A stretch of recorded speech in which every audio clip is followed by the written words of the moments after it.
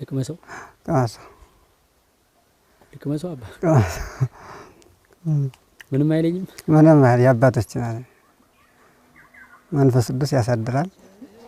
የመንፈስ ቅዱስ ማደሪያ ያደርጋል። ከዓለም የተለየ ምግብ ስለሆነ ዓለማውያን የሚቸገሩበት ነው። መናንያን ግን እንደ ስኳር እንደ ማር የሚጣፍጣቸው ጌታ ይባረክላቸው።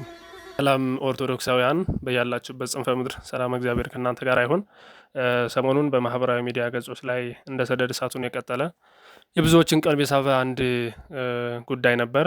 ይህ ጉዳይ ደግሞ ታዋቂ የሚዲያ ሰው የሆነው እሸቱ መለሰ ከቀናት በፊት ወደ ዋልድባ ገዳም አቅንቶ በዋልድባ ገዳም የሚገኙ አባቶችና እናቶች የሚመገቡትን ምግብ በማህበራዊ ሚዲያ አሰራጭቶ ነበረ። ይህንን ተከትሎ ደግሞ አንዳንድ ግለሰቦች እውነታውን በማጣመም በዋልድባ ገዳም ምግብ አይበላም፣ አባቶችና እናቶች የሚመገቡት የሰው ሰገራ ነው የሚል የሚዘገንንና የሐሰት ወሬን በስፋት መልቀቅ ጀምረዋል።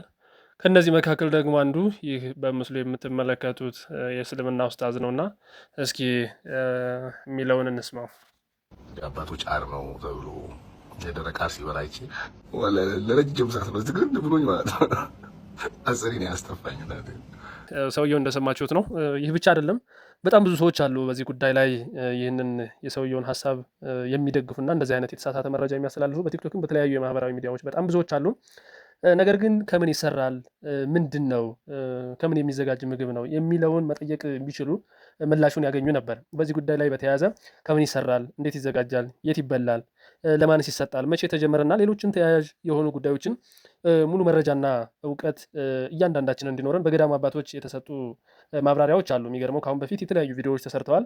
ከዛም ባሻገር እዚሁ እሸቱ ላይም መመልከት ቢችሉ ኖሮ እስከ መጨረሻው በስርዓት ቢያደምጡት ኖሮ ከምን እንደተዘጋጀና ለምን እንደሚጠቅም እነማን ሊመገቡት እንደሚችሉ ሙሉ ማብራሪያውን ማግኘት ይችሉ ነበረ። ግን ይህንን ማድረግ አልቻሉም። ለትችት ለነቀፋና ቤተክርስቲያን ያልሆነ ስርዓት እንዳላት ለማስመሰል የተሳሳተ ንግግር የተሳሳተ ሀሳብ ነው ሲያስተላልፉ የነበሩት። እስኪ ከዚህ ጋር በተያያዘ እንደው ምንድን ነው የሚለውን ጠቅለል ያለ ሙሉ መረጃውን እስኪ ከአባቶች የተዘጋጀ ካሁን በፊት በዚህ ጉዳይ ላይ በሚመገቡት ምግብ ጋር በተያያዘ የተሰራ ዶክመንታሪ ስላለ እስኪ ሁሉንም እስከ መጨረሻው ድረስ እናንተ እንድትመለከቱት ይህንን ቪዲዮ አጋራችኋለሁ።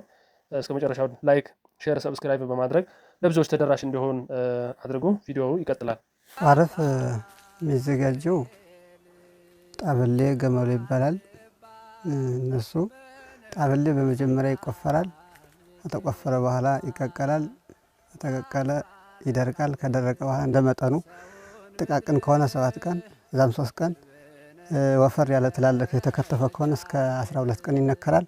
ከዛ በኋላ በጎተራ ይገባል። ያ መስቀለው ለማህበሩ ይቆፈርም ከመስከረም 12 እስከ ጥቅምት 12 ያው ለቁመተ ስጋ ነው። ብዙም ጉልበት የለውም። መራራ የተደረገው ለምንድን ነው? የክርስቶስ መከራ የዕለተ ዓርቡን ሐሞቱን ለማሰብ አባቶቻችን ቅዱሳን ይህን እየተመገቡ የክርስቶስ መከራ ያስታውሱበት ነበረ።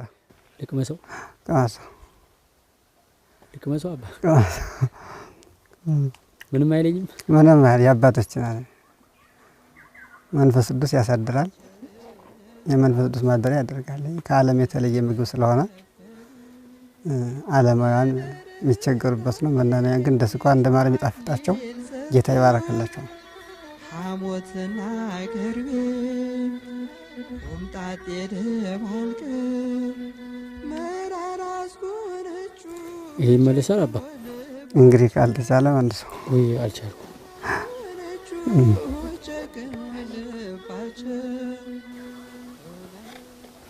ይህን ደግሞ ቅመሰው ይቅርብኝ አባቴ። ይሄኛው እንደዚህ የሆነ ይብስ የለ። አዎ ይሄ ይበሳል። ይሄኛው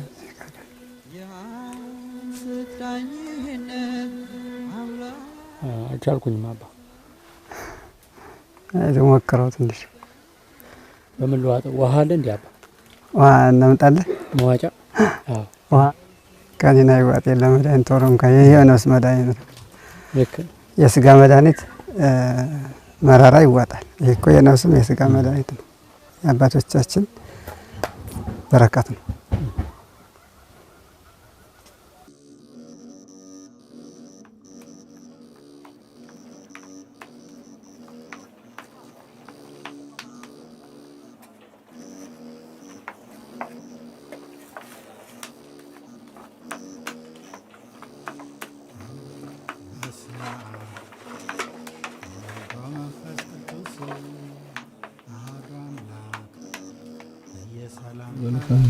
እንግዲህ ይሄንን ለእያንዳንዱ መቁነን ይሄ 4 ሰው መቁነን ነው። እቺ የአንድ እቺ አንድ እቺ አንድ እቺ አንድ የአራታችን ነው። አንዱ የኔ ድርሻ ማለት ነው። ሁለተኛ ደግሞ እሱ ባለው ወንድሜ እንግዳችን፣ ሶስተኛ አረጋዊ፣ አራተኛ ቻፒ። ገዳማችን ለመጣ እንግዳ እንዲህ አድርጎ ነው ሲያናግድ እና እቺ ራትም ምሳም ሁሉ ናት። በ9 ሰዓት ለምትቆነን ሰኞ፣ ማክሰኞ፣ ሮብ፣ ሐሙስ፣ አርብ በ9 ሰዓት ትሰጣለች። ቅዳሜና እሁድ በ3 ሰዓት ትሰጣለች። ድርጎ ማለት ናት። በቀን አንድ ብቻ ቀን ነው የምትሰጠው። እቺ ደግሞ ጎፍር ናት። በኒው የተሰራች ናት። በሷ ጥቅል አድርጎ መዋጫ ነው። ቋርፍ የሚባለው ታሪኩ ይሄ ነው። ቋርፍ የሚባለው ሁለቱም ነው ወይስ አንድ የቷን ቋርፍ ሰሊጥ ነው የሚሰራ ከነ ይሄ ኑግ ነው። ይሄ ቋርፍ ነው። እንግዲህ ቋርፍ ነው። ምንድነው ቋርፍ የሚሰራ ከምን ነው? ቋርፍ ይሄ ከሙዝ ከእንትና በናና ሳይበስል ገና ሳለ ተቆርጦ በእሳት ይቀቀላል። ተመልጦ ከፀሐይ ደርቃል። ኋላ በትንሽ እንትና መልክ አድርገህ ነው የሚደረግ። ዋናው እንትና ደግሞ ጻብል የሚባል አለ። ቃልቻን የተሰጠበት ለእመቤታችን በ2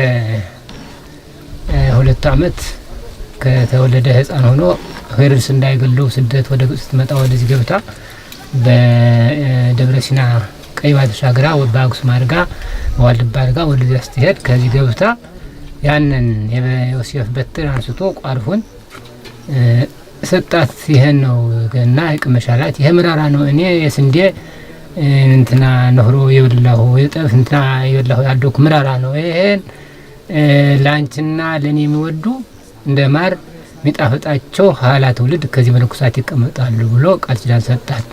ቋርፉ ይሄ ነው የምንሻው ከድርሳ ይገኛል። እና በዚህ መሰረት ቋርፍ ነው የሚባለው ይሄ ነው። 3 አበቦች አንዱ አቡነ ጎርጎርዮስ ይባላሉ። ሁለተኛ እስጢፋኖስ፣ አራተኛ ነበራቸው። ሶስቱ ገዳም ገብተው መጀመሪያ ይሄን ቃል ኪዳን ሳያውቁ የዳጉሳ ደጮት ይዘው መጥተው አንተ ጣደ ብሎ ሁለቱ መነኮሳት ጸሎት ዳደርጉ መጣዱን ጣድ አድርጎ እሳት የቆሰቆሰ እንዴት ያሸሳለ ኳኳ ይላል በረሃል በስተጀርባው እንዴት ስል ምጣድ ይወርዳል። እንደዚህ አድርጎ መስራት ከለከለውና እንደዚህ ሆነብኝ። ሰውየው ላየውምና እንደዚህ ሆናላቸው። ኋላማ እግዚአብሔር ምግባችን ገለጽልን ብለው ለእግዚአብሔር ቢያመለክቱ ይሄ ቦታ ቋርፍ ነው የሚበላ እንጂ እህል አይገባበትም። እና ይሄን ጻብሌ ጎሞሌ የሚባል አለ። እሱን እንዲህ አድርጋችሁ ብለው መልአክ በእግዚአብሔር ታዞ አሳያቸው። እና ይሄ ይመስላል። በዚያ ነው ዋና ቃል ኪዳን ነው ዋልድባ የሚባለው።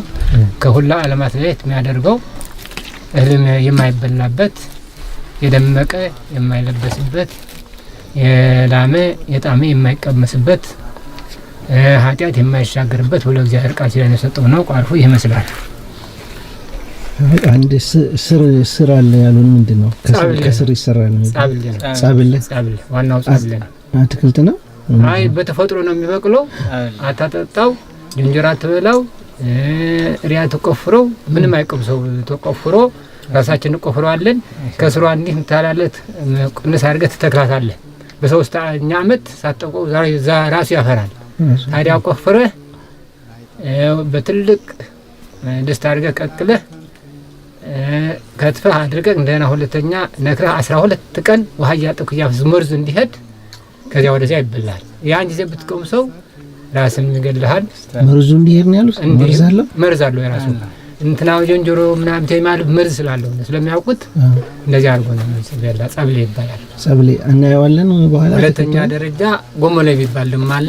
መረር ያለ ነው እሱ ደግሞ መርዝ የለውም ብትበላው፣ ግን እንደ ክኒን የነዳድ ክኒን ከሱ በልጦ ይመራል። ስትበላው መራራ ነው፣ እንደ መድኃኒት ይሰራልና ሁለተኛ ደረጃ የሆነ ቃል ኪዳን የተሰጠበት ይሄ ደግሞ የተሻሻለ ተብሎ ቋርፍ ነውና እንግዲህ ቋርፍ የሚባለው ከምጣድ ወይም ከመጎጎ ገብቶ ተጋግሮ የማይወጣ ተብሎ ይሄ አሁን በናና እንዲህ አድርገህ ብትጋግረው እህል አይሆንም አይጋገርምና ተብሎ ይሄ የተሻሻለ ነው። ዋናዎቹ ግን ጎሞሌና ጻብል ናቸው። እነሱ ይበላሉ። አሁን እዚህ አይበላሉ። አሁን ለዚህ ሰው ስላልተሰመረ እንጂ ይበላሉ። ሳዳ ደግሞ አለ። ሰባት ዛሬያቸው አለ የራሴ እንደዚህ ሲሆን ማሰብራት ጣምናት መሰለኝ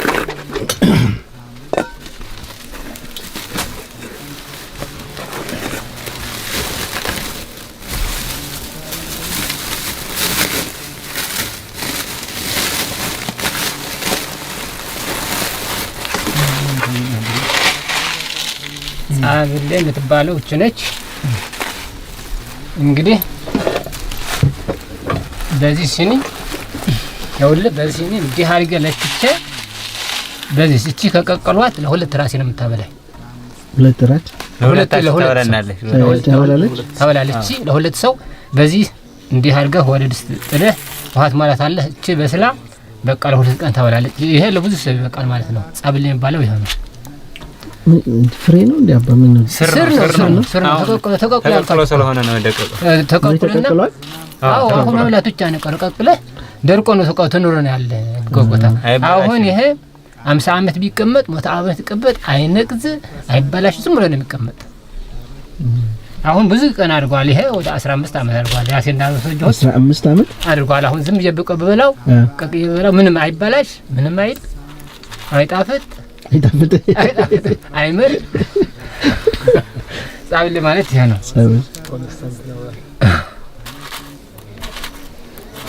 ይሄ ነው ቅርጭም ይላል። የሚመረው ይሄ አይደለም ግን አይደል? ይሄ ነው ጎመሎ። ይሄማ አይመረም። እማ ጥርስ አለ አይደለ? ትንሽ ጥርስ ካለ ለሞክር ጎመሎ ከሆነ በረከት እኮ ነው። ሲንታሪያች የሎሚን ፍሬ ታህል እንደዚህ አድርጋ ታሽራ እናንተ አትወሩ። አዎ ጥሩ ነው። ምንም አይልም። አዎ ምንም አይመር አጣፍጥ ያነ ጎመሎ አይመር ሜታችን እኮ እሱ ነው በጣም ሲመራት እኮ ነው። እኔ ስንዴና ገብስ የለመርኩ እንዴት አድርጌ ወራዋለሁ አለሽ መራራ ስለሆነ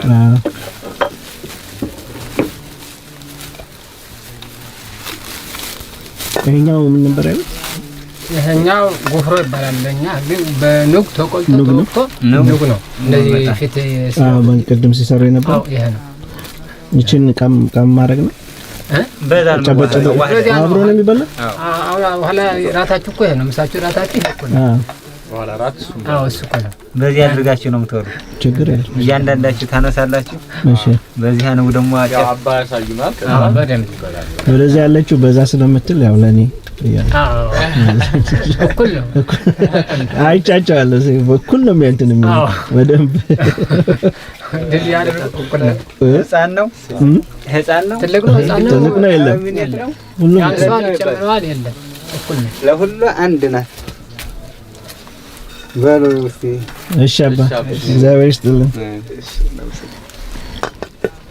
ዋው ከቪዲዮ ላይ እንዳያችሁት እንግዲህ ቋርፍ በዋልድባ ገዳም የሚኖሩ መናኞችና መነኮሳት ስጋቸውን አድክመው መንፈሳቸውን ለማድረስ የሚመገቡት በሃይማኖታዊ ስርዓትና በብትህና ህይወት ትልቅ ቦታ የሚሰጠው እጅግ ታዋቂ ምግብ ነው።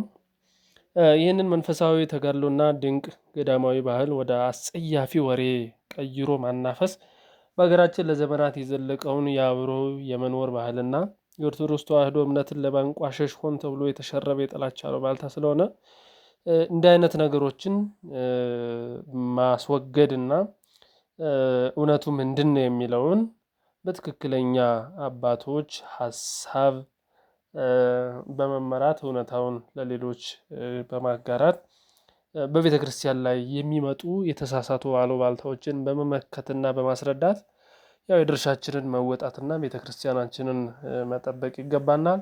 ወስብሐት ለእግዚአብሔር። ይቆየን።